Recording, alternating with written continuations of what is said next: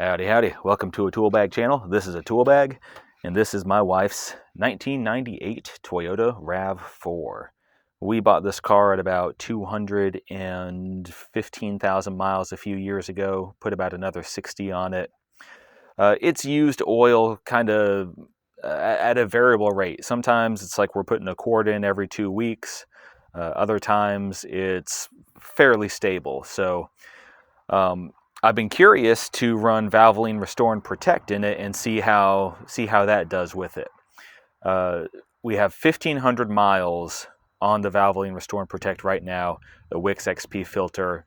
Today I'm going to remove the filter, cut it open, check the oil. We're also going to see about that rumor going around that you can actually see how this oil cleans just by looking at the dipstick. I took a photo of the oil dipstick on here, which if I can figure out editing magic, I'll put a photo of that right now in the video. So I have a photo of that, and now let's check the oil dipstick after 1,500 miles. I have not looked at this yet. It might be a dud. We will see. All right, there's that. If we can focus. And I looked at the photo just before I started recording. I don't see a huge difference here. I think it's about the same so far, 1,500 miles in, as far as I can tell. So nothing special there. Now, let's check the actual oil level. Haven't topped it off in 1,500 miles, I don't believe, and we're about a little over half quart low, so still pretty significant consumption so far. The engine leaks a little bit too, which of course, you know, this oil wouldn't do anything about. And I don't know how much is the leak and how much is the burning oil. Sorry, can't answer a phone call right now. All right, let's look at this filter.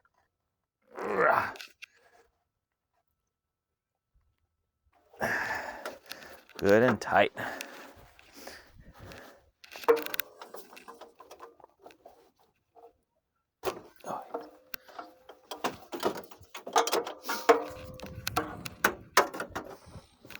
I had one customer's vehicle. This is one of the first vehicles that I put Valvoline Restore and Protect to. It was an F-150. It had kind of been neglected on the oil change end. It developed a pretty noticeable intermittent lifter tick.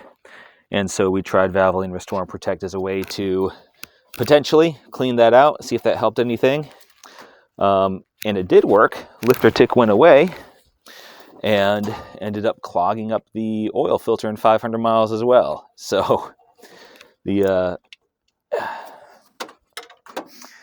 now a lot of that, of course, is due to an irregular oil change schedule. You end up with a lot of dirt in the motor, and if you introduce a good cleaner into that, then that's just something that can happen. That dirt's got to go somewhere. The oil filter's where you want it to go. All right. Here's that oil filter, Wix XP.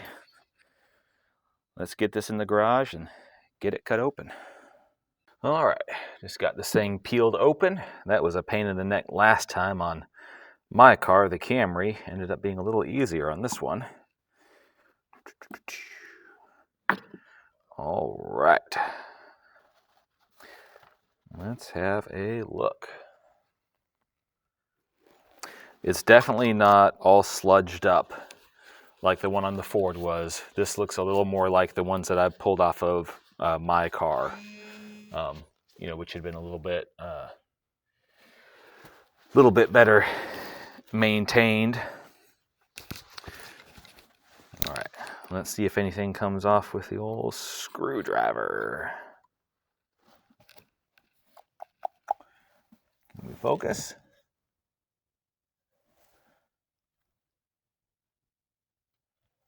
Nothing sludge-like, just oil, just the way it should be.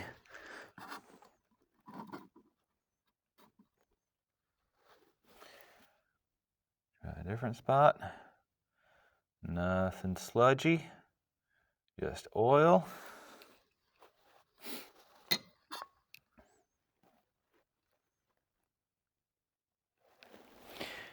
Yeah, I think it's in pretty good shape, it seems. Little bit of junk on this top plate, looks like.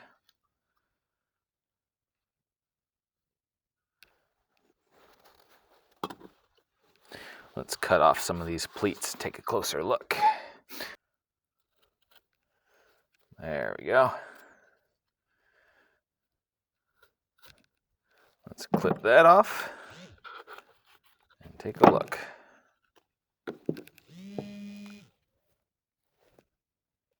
Will the robocalls ever stop? I don't think so. All right, so getting into here a little deeper, I can see little bits of stuff, and I don't know how well you'll be able to see on the screwdriver, but let's let some of this oil drip out of there. It looks like we have little bits of particulate of some sort, possibly. Yeah, little bits here and there.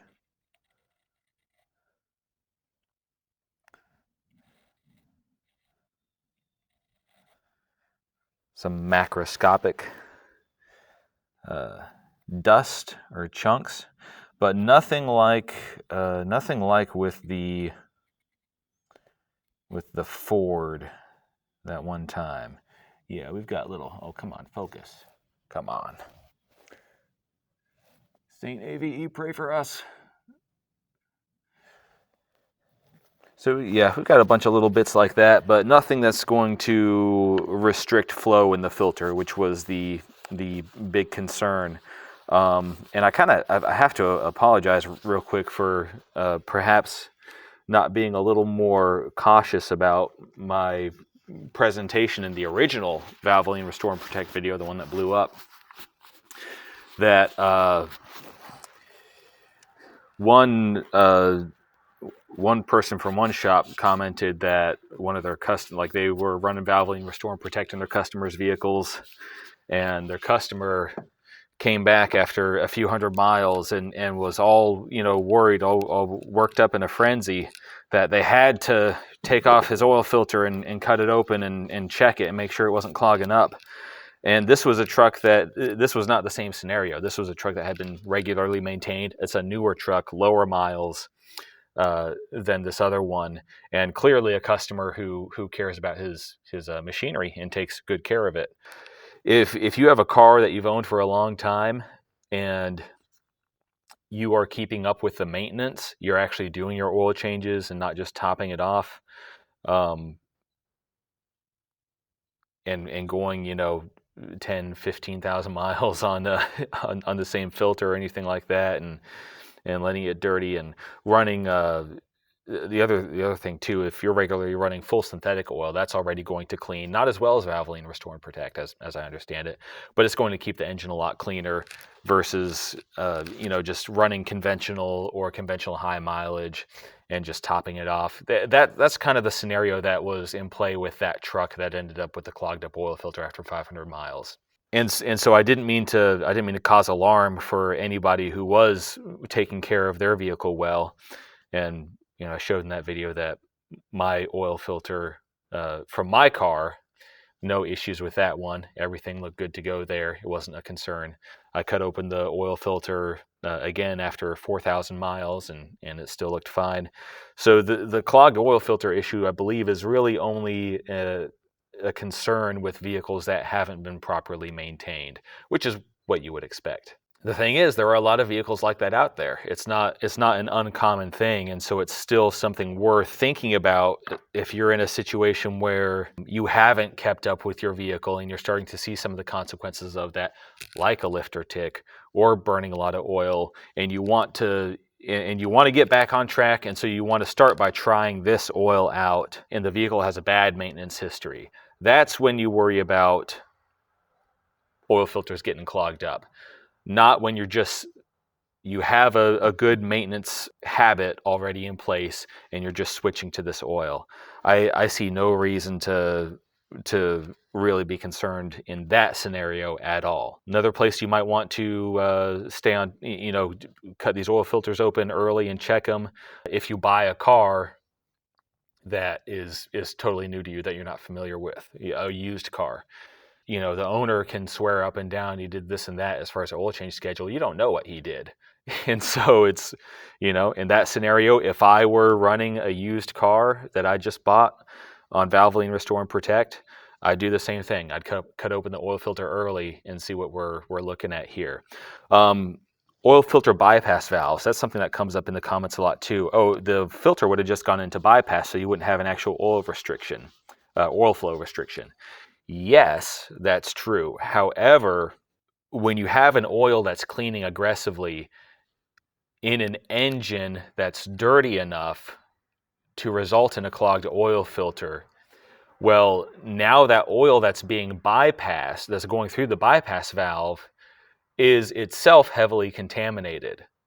So it's not just like, oh, your oil filter plugs up, and now somehow the oil filter is actually holding all of the dirt and grime and everything, and now you just have clean oil going through the bypass. No, that of course not. An oil that cleans really aggressively in an engine that's very dirty is going to be carrying a lot of contamination, and the only way for it to offload that contamination is into the pleats of this oil filter. Therefore, if those pleats are clogged up, the filter goes into bypass. You now have that oil that is heavily contaminated and still picking up more contamination as it continues to clean the engine. Now that's the contaminated oil that is running through your motor through that bypass valve. And that's what we want to avoid. Very, very dirty engines, or engines that are potentially very, very, very dirty with an aggressively cleaning filter, that's the combination where you get a little worried. Not this, and I apologize to any shop owners or mechanics who who have had, video got bigger than I expected it to. Anybody who had a customer get worried and agitated who shouldn't have been. At the same time, I think there are people out there, well-meaning people with a bad maintenance history who are trying to get things back on track, who might switch to this oil out of the gate before their engine is in a clean enough state to agree with this oil and a regular oil change interval. That's the type of person, that's the scenario that I want to avoid by calling this to attention. The exact same scenario that I got myself into with that customer when their truck ended up with a clogged oil filter from trying this oil and not thinking about, well, how much dirt is in this motor that that might plug that up. Let's see. Looked at the dipstick, no big changes there. Looked at here, just some little particulate there. Nothing else crazy. I think that about covers it for now. So yeah, I'm not changing the oil on that RAV4 right now. We'll probably run it to about 4,000 or 5,000 miles as usual, and then do a full oil change at that point. I'll just top it off for now. I've got already installed the new Wix XP filter in that one. The Wix people will be super happy with this video. I'm using a Wix XP and not a Fram. Still like the top level Frams, but yeah, you can. I tell you what, people there's reasons to hate Fram. The Fram Ultra and the new blue one, the Endurance. Those are not reasons to hate Fram. But we'll talk more about that later. I've got a video brewing in the old brain about that whole topic and a few others. But anyway, that'll do it for now. So thank you all for watching. If you hated the video, then dislike, report, and unsubscribe. And I will talk to you all later.